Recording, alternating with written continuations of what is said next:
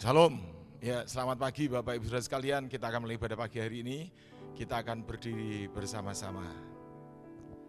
Haleluya. Adapun pertolongan kita dalam ibadah pagi hari ini adalah Tuhan yang menjadikan langit dan bumi dan segala isinya, yang memelihara kasih setia sampai selama-lamanya, dan yang tidak pernah meninggalkan perbuatan tangannya. Namun Allah yang senantiasa memberkati orang-orang yang percaya dan berharap kepadanya. Turunlah atas kita semua berkat, damai sejahtera dan sukacita yang datang dari Tuhan kita Yesus Kristus. Sementara kita beribadah pada pagi yang luar biasa ini. Haleluya. Amin. Haleluya. Silakan Bapak Ibu kembali, Tuhan berkati. Shalom saudara-saudara, selamat hari Minggu. Semangat. Siap memuji Tuhan bersama-sama. Walaupun di rumah kita akan tetap berdiri, kita akan lompat-lompat bagi Tuhan, nyatakan kemuliaannya.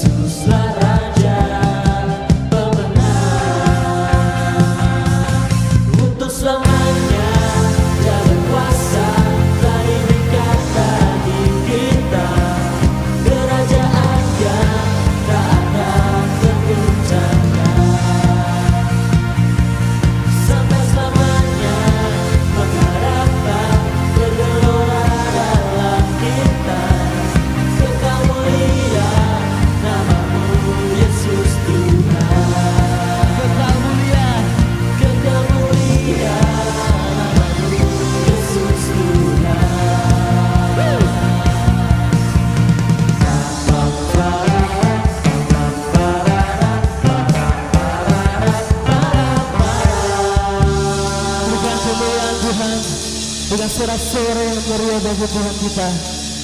Terima kasih Yesus.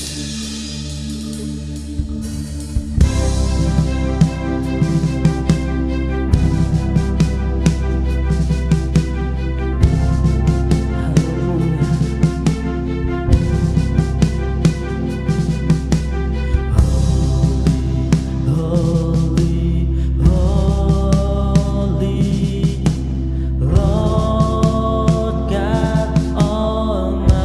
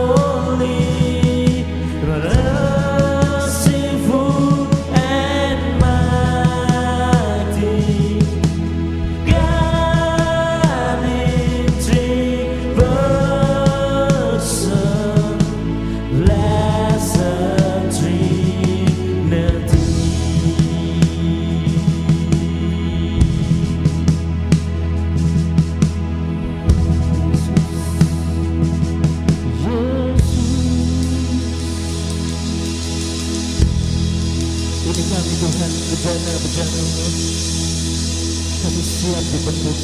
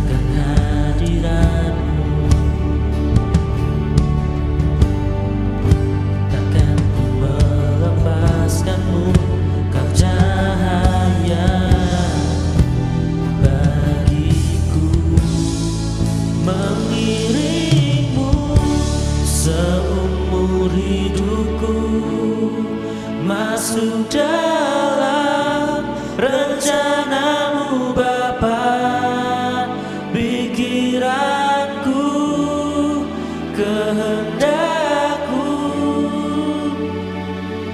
ku serahkan padamu. Harapanku hanya di dalammu, ku kan teguh bersama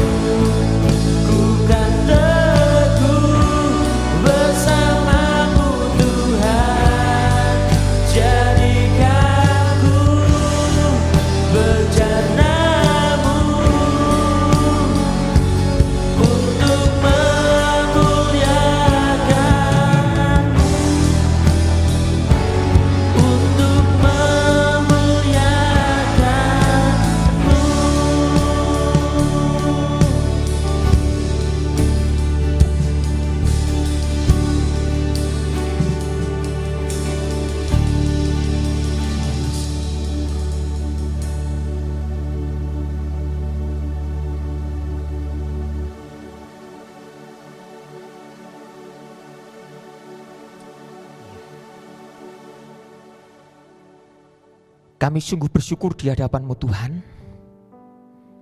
Betapa anugerah yang terindah.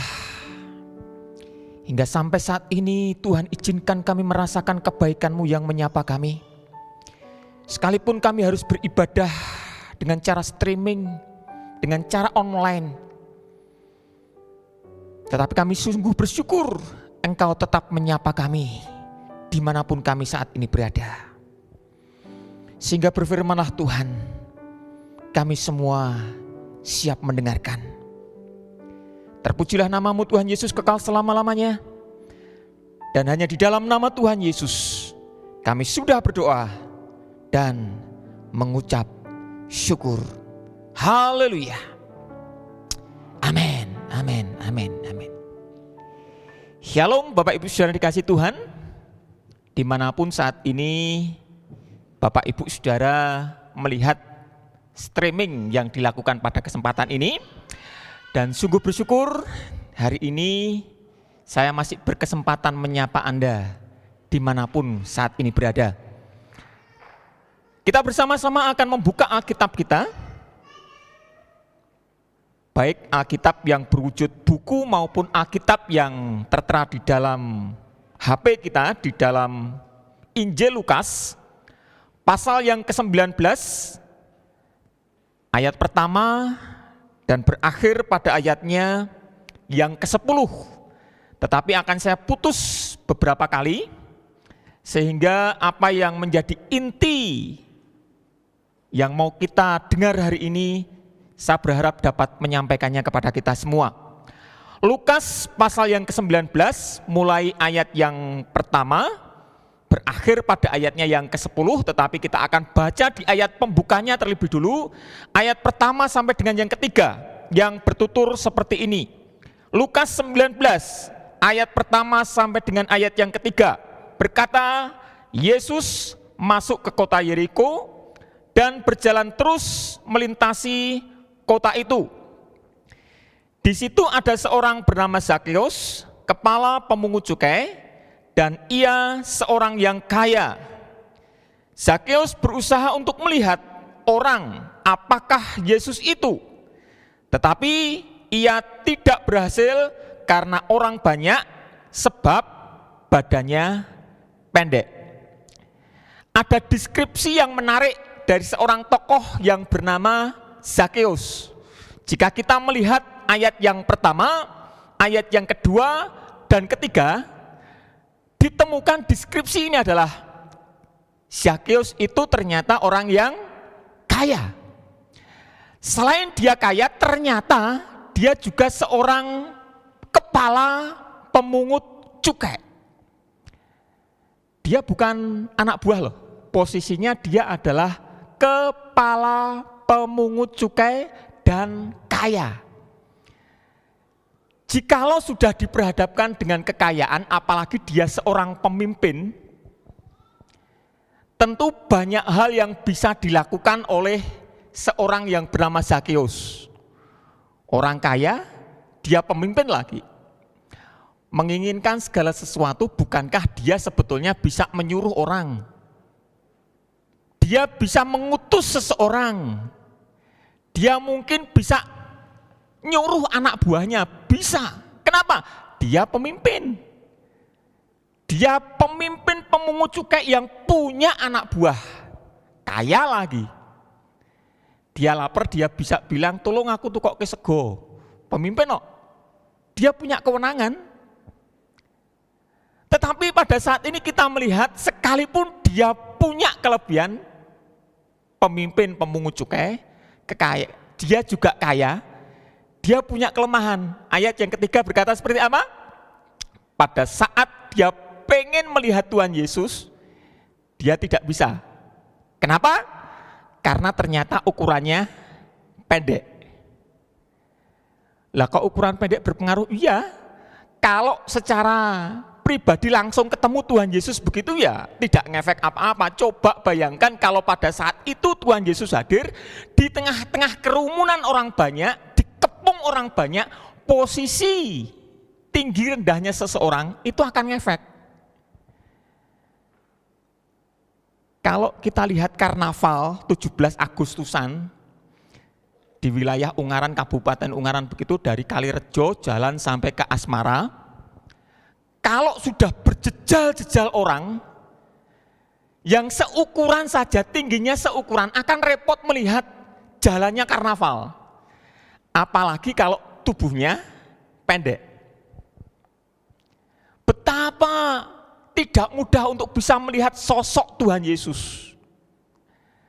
Dan lagi, pemungut cukai bagi orang Israel itu adalah pekerjaan yang sangat-sangat bertentangan dengan rasa nasionalisme. Kenapa? Karena pemungut cukai ini adalah pada prinsipnya mereka bekerja, mengambil pajak, memungut cukai, tetapi cukai itu, pajak itu disetorkan ke pemerintah Romawi. Orang-orang Romawi itu adalah penjajahnya orang-orang Israel. Coba bayangkan orang yang dimusuhi orang Israel karena menjajah, orang yang dianggap kaki tangannya, terus kemudian pengen mendekati sosok yang saat itu sedang tren, orang yang saat itu sedang melambung namanya, yang namanya Tuhan Yesus itu, tiba-tiba pengen didekati.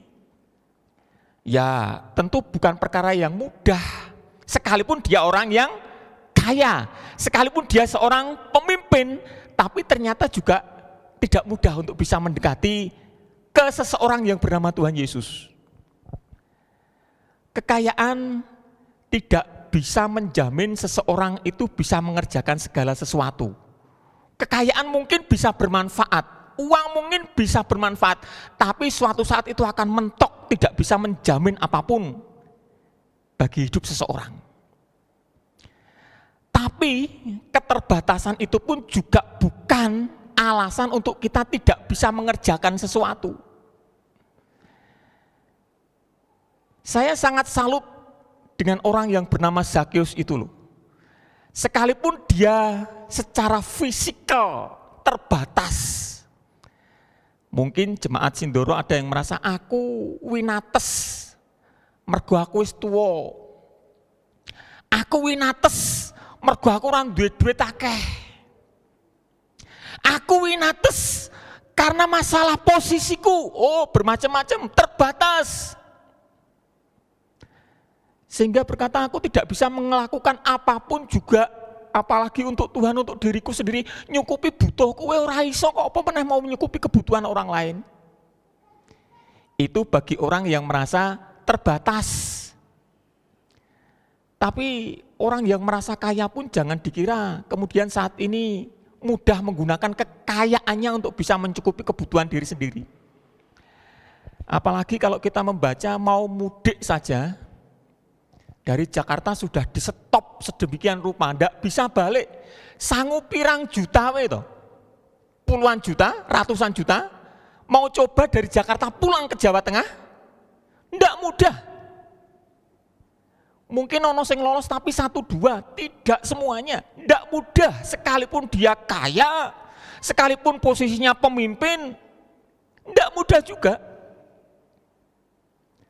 Diperhadapkan yang kaya ketemu orang gampang, yang terbatas merasa tidak bisa melakukan apa-apa.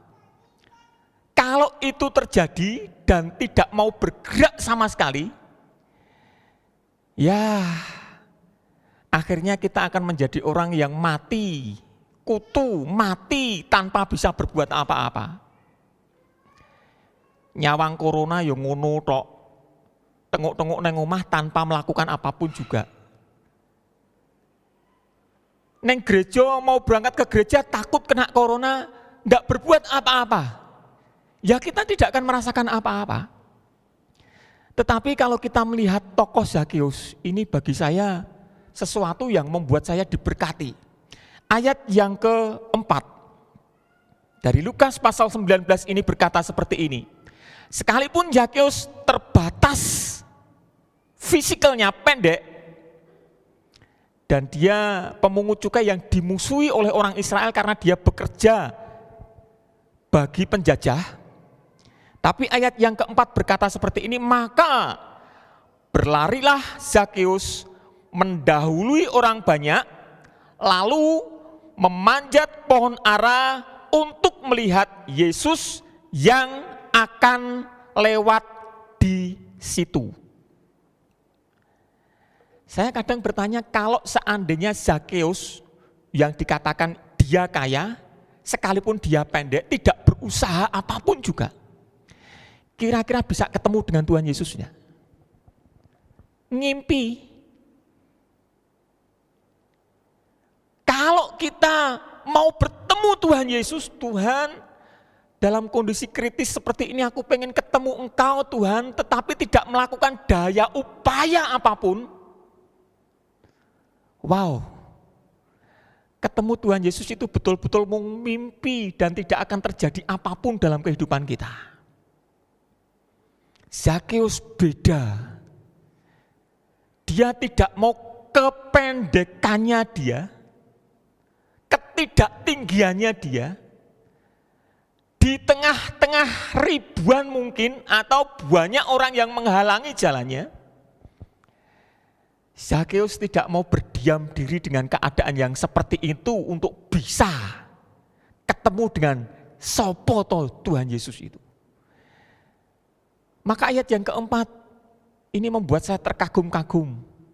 Atasnya dia pemimpin pemungut cukai, wong sugih, pendek, melayu-melayu. Saya membayangkan loh, nek melayu ki kaya apa toh? Buantere di tengah-tengah kerumunan orang yang mengelilingi Tuhan Yesus. Enggak mudah. Sekalipun sudah berlari sedemikian rupa, kok isi orang iso ketemu Tuhan Yesus? Weh, ayat keempat juga mencatat apa? Zakeus menek pohon ara.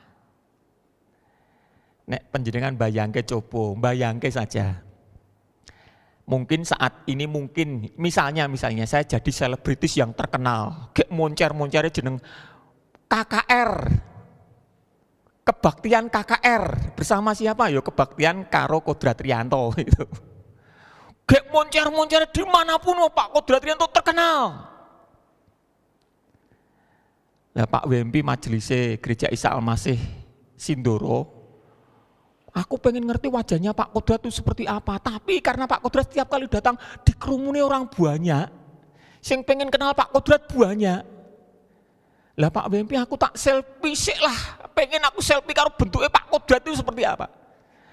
Bayangke di tengah-tengah kerumunan Pak Wempi melayu ipul gitu. Terus ora iso menek wit klopo. Kira-kira sing guyu wong sithik apa wong akeh? Mungkin menjadi bahan tertawaan, apalagi nek wis tuwa. Wong wis tuwa kok isih petakilan gitu. Mbok wis lungguh ning omah, ora usah ngoyo-ngoyo, wong wis tuwa ngapain playon. Wong sugih mlayu penekan sisan. Mung gara-gara pengen delok Tuhan Yesus. Tapi itulah usaha dari orang yang bernama Zakeus. Karena kerinduannya pengen ketemu Tuhan Yesus, dia tidak mau berdiam diri. Dengan ketakutannya, dengan keminderannya, dengan kondisinya yang sekalipun pendek. Ataupun juga dia tidak mau berdiam diri, sekalipun dia kaya, menang tok dengan kekayaannya. Tidak. Tapi ayat keempat jelas mengatakan Zakeus berlari. Coba nyari jalan. Mendahului orang banyak itu. Dan untuk bisa melihat, dia terpaksa harus memanjat pohon. Usaha yang perlu tenaga yang bagi saya sungguh amat besar. Dan mungkin capek juga. Kita yang mengaku percaya kepada Tuhan, hari ini kita diperhadapkan dengan Zakeus dalam renungan ini. Apakah kita sudah betul-betul berusaha atau ketemu dengan Tuhan? Apakah kita sudah betul-betul mengeluarkan tenaga kita atau untuk bisa menyapa Allah? Bisa dikatakan kita terbatas karena kita di dalam rumah. Tangi turu sing ditemok HP. Urung adus cekelane HP. Arep mangan, sijine nyekel sendok, tangan kiwa nyekel HP. Rasanya terbatas. Neng omah kok mengutak-utak HP terus. Lah terus kapan le ngutek kita bisa ketemu dengan Tuhan Yesus itu?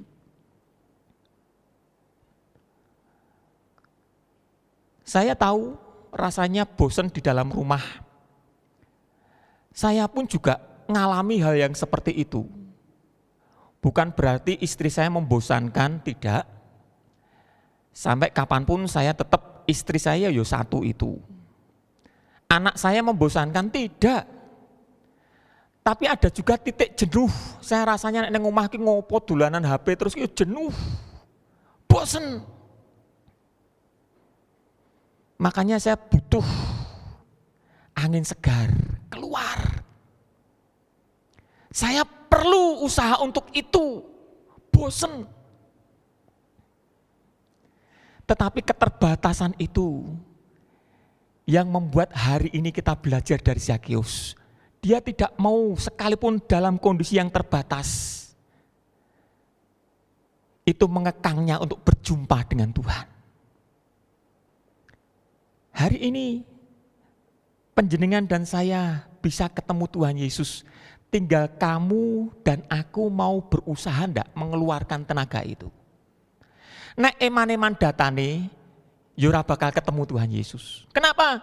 Karena ibadah hari ini harus menggunakan data. Streaming tanpa data pun juga ndak akan bisa dipakai. Nek go main game, go chatting, go WA, go Facebook, kita dengan mudah melepaskan data. Nek go ketemu Tuhan Yesus, kita harus lebih berani itu harusnya. Kenapa? Karena perjumpaan dengan Tuhan Yesus akan membuat sesuatu yang luar biasa dalam hidup kita, sekalipun kita ada di rumah.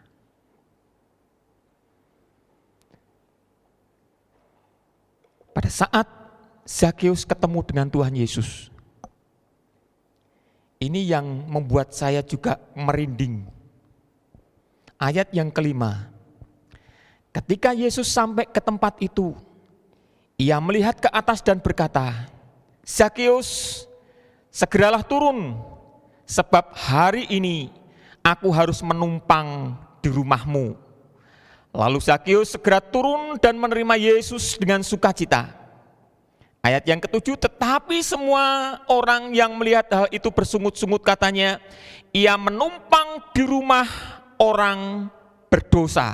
Ayat yang ke-8, tetapi Zakeus berdiri dan berkata kepada Tuhan, Tuhan, setengah dari milikku akan kuberikan kepada orang miskin, dan sekiranya ada sesuatu yang kuperas dari seseorang, akan kukembalikan 4 kali lipat. Ini membuat saya merinding. Bagaimana tidak?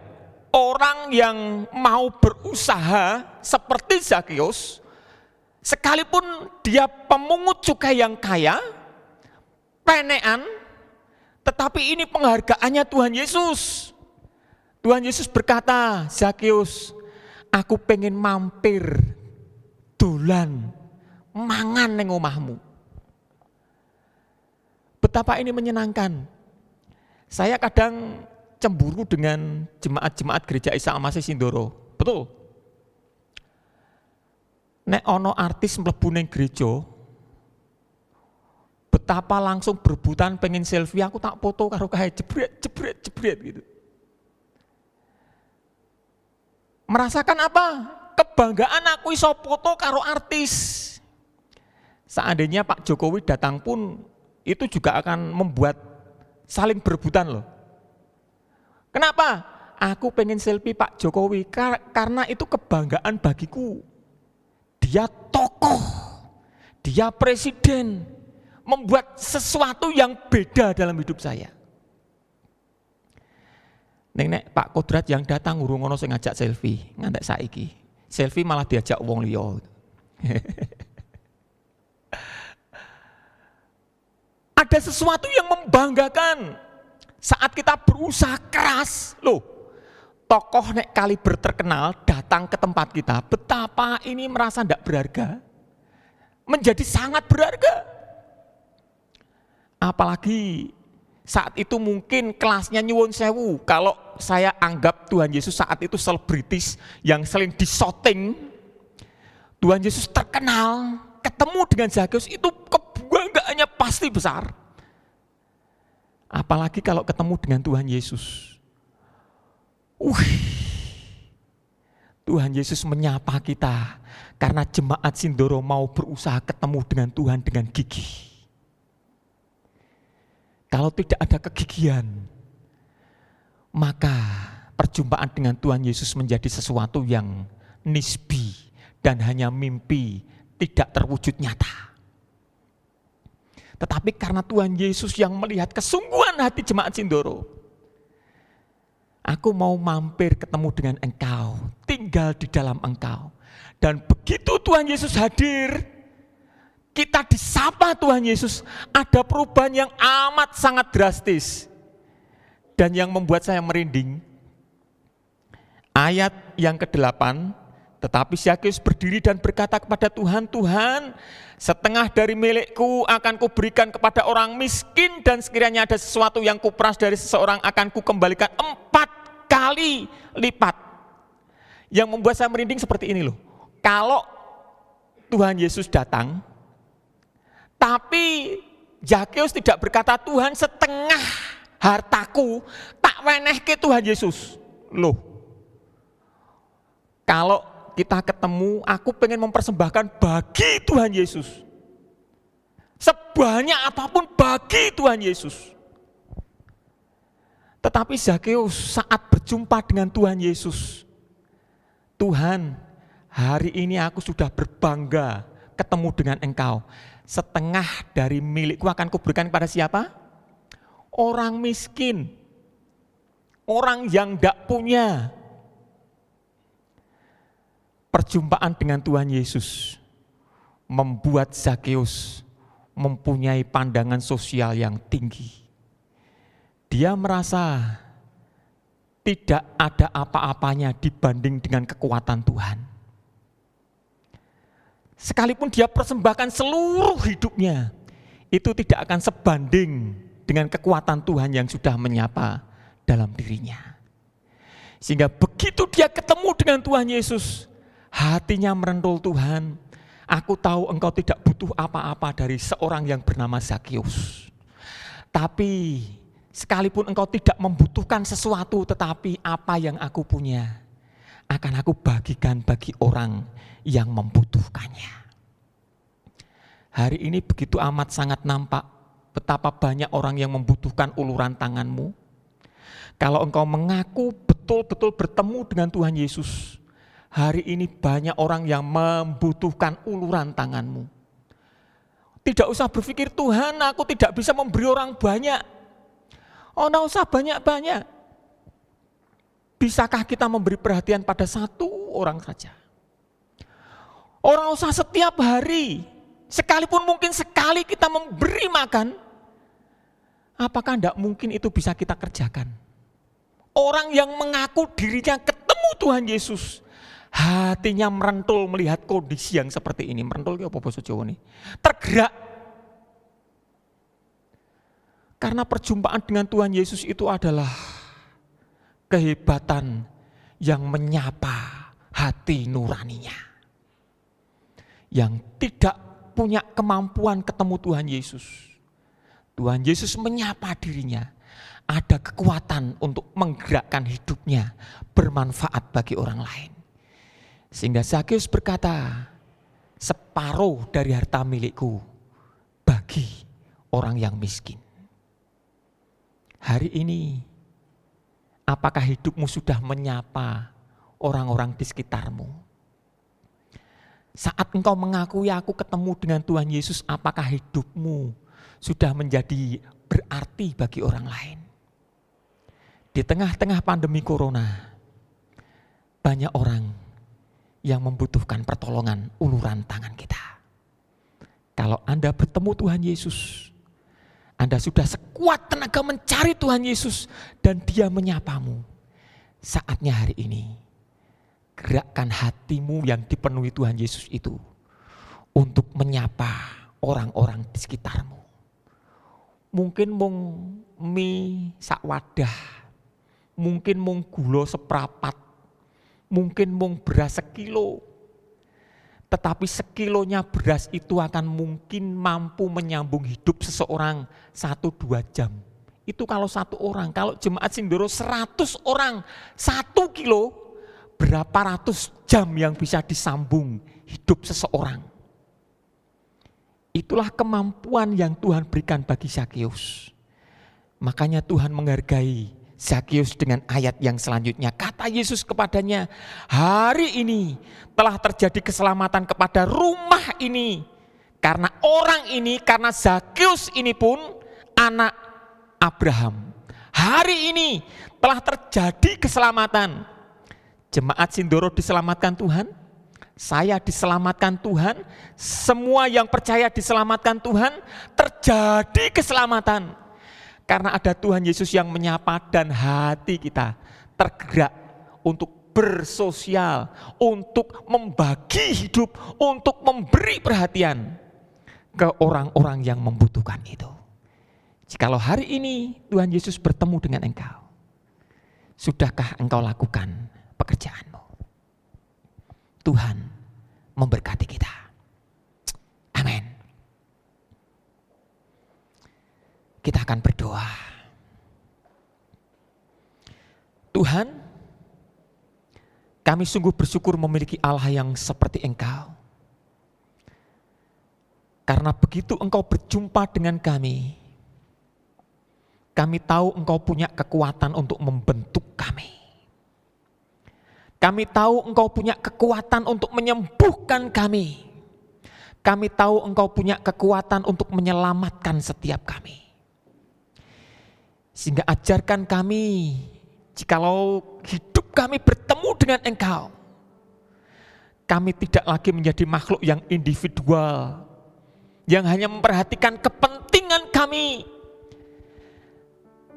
tetapi kami digerakkan untuk melihat orang-orang yang membutuhkan uluran tangan kami. Sehingga keselamatan itu terjadi bukan karena kami membagi-bagi kekayaan kami, tapi karena keselamatan terjadi sebab Tuhan Yesus yang menggerakkan hati untuk kami peduli pada setiap orang yang di sekitar kami. Terima kasih untuk pengajaran melalui Zakeus pada kesempatan ini Tuhan.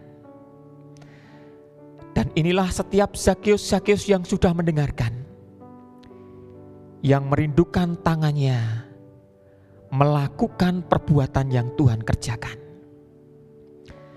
Terpujilah namamu kekal selama-lamanya, dan di dalam nama Tuhan Yesus kami berdoa.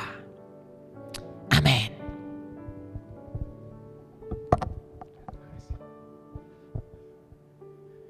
Ya, setelah kita diberkati dengan firman Tuhan yang luar biasa pagi ini, kita akan bawa korban persembahan kita kepada Tuhan. Kita akan angkat persembahan kita di hadirat Tuhan. Kita akan berikan apa yang bisa kita berikan untuk Tuhan. Untuk Tuhan yang baik, untuk Tuhan yang rela mati buat kita. Kiara lama syangkata kayara lama syangkayara lama kini. Bapa di surga, kami bawa setiap persembahan kami ke hadirat-Mu. Kiranya Tuhan berkenan menerima setiap persembahan kami pada pagi ini. Baik persembahan perpuluhan, baik persembahan untuk operasional gereja di tempat ini. Dan kami berdoa Tuhan, Kau memberkati kembali berlipat kali ganda Tuhan. Sehingga tidak ada di antara anak-anak-Mu yang mengalami kekurangan, tapi semua diberkati Tuhan, bahkan bisa menjadi berkat buat orang lain. Terima kasih Tuhan, terima kasih. Di dalam nama Tuhan Yesus Kristus, kami bersyukur, kami berdoa. Haleluya. Amin.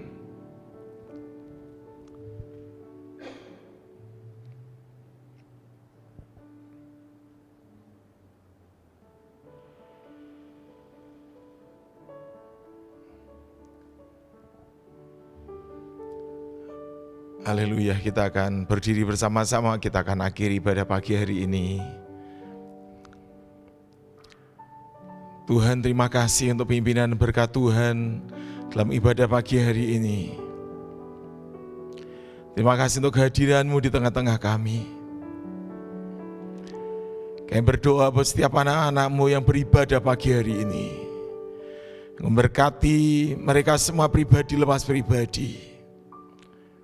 Apapun yang dikerjakan buat mereka berhasil ya Tuhan. Saya khususkan berdoa buat anak-anak yang berulang tahun di dalam minggu ini. Dan umur yang Kau tambahkan, menambahkan berkat, kebahagiaan, kesehatan, umur panjang, rezeki yang berlimpah-limpah. Makin hari makin mencintai Tuhan. Makin hari makin mendekatkan diri kepada Tuhan. Melakukan seluruh kehendak Tuhan dan menyelesaikan pekerjaan Tuhan dengan sempurna di bumi ini. Terima kasih Tuhan. Kami minta berdoa buat bangsa dan negara kami tercinta Indonesia. Di masa-masa sulit seperti ini Tuhan, bila semua orang boleh mencari Engkau, karena pertolongannya datang daripada-Mu. Berkati Tuhan Bapak Presiden kami, Bapak Joko Widodo. Engkau proteksi Tuhan. Engkau senantiasa berikan roh hikmat untuk memimpin bangsa ini. Kami berdoa untuk TNI, untuk Polri. Tuhan, Engkau berkati mereka dan Engkau pakai mereka. Sehingga situasi yang sulit ini mereka bisa mengendalikannya Tuhan. Sehingga tidak ada pemberontakan di mana-mana. Kami berdoa bila seluruh rakyat Indonesia boleh taat akan pemerintah yang di Indonesia Tuhan. Dengan adanya larangan mudik ini Tuhan, kami berdoa bila semua taat Tuhan. Terlebih kami berdoa untuk anak-anak-Mu, bila mereka semua menjadi teladan untuk belajar mentaati akan pemimpin bangsa ini. Terima kasih Tuhan Yesus. Kiranya hanya Engkau Tuhan yang dapat menyelesaikan setiap masalah yang ada ini. Masalah COVID-19, masalah ekonomi, hanya Engkau Tuhan yang bisa. Terima kasih Tuhan, terima kasih. Sebentar kami akan mengakhiri ibadah pagi ini. Kami akan pulang, sebagian kami akan beraktivitas. Tuhan menyertai kami semua. Dan setiap kami hidup dalam kasih karunia Tuhan yang berlimpah-limpah. Bila kami semua tetap tinggal dalam hadirat-Mu Tuhan, karena itulah yang terindah. Terima kasih Tuhan, haleluya. Bapak Ibu, mari kita angkat kedua tangan kita, dan kita akan terima segala berkat Tuhan. Bapak Ibu Saudara sekalian yang saya kasih dalam Tuhan Yesus, setelah kita menyelesaikan ibadah pagi yang diberkati ini, marilah kita bersama-sama akan mengangkat hati kita kepada Tuhan. Dan kita akan menerima berkat-berkat-Nya yang luar biasa. Sebab Tuhan memberkati engkau, Tuhan melindungi engkau, Tuhan menghadapkan wajah-Nya dan memberikan engkau kasih karunia dan damai sejahtera. Diberkatlah engkau di kota, diberkatlah engkau di desa, diberkatlah di mana engkau berada. Kemanapun engkau pergi, engkau selalu diberkati. Bahkan bisa menjadi berkat buat banyak orang. Diberkatilah hidupmu. Kiranya engkau dijauhkan dari segala sakit penyakit apapun juga. Sebab bilur-bilur Yesus sudah menyembuhkan engkau. Diberkatilah rumah tanggamu. Biarlah engkau memiliki rumah tangga yang berkualitas. Rumah tangga yang sukses dan bahagia. Diberkatilah lumbung-lumbungmu. Diberkatilah bakulmu, diberkatilah hasil panenmu, diberkatilah ternakmu, diberkatilah bisnis dan pekerjaanmu, diberkatilah pelayanan dan studimu. Dan kiranya segala berkat Tuhan dilimpahkan dalam hidupmu. Itu berkat kasih dari Allah Bapa di surga, anugerah dari Tuhan kita Yesus Kristus, dan persekutuan yang indah bersama Roh Kudus akan memberkati dan menyertai kita semua, dan buat kita berhasil mulai pagi ini sampai selama-lamanya, yaitu sampai Maranatha, Tuhan Yesus datang yang kedua kali. Haleluya. Amin.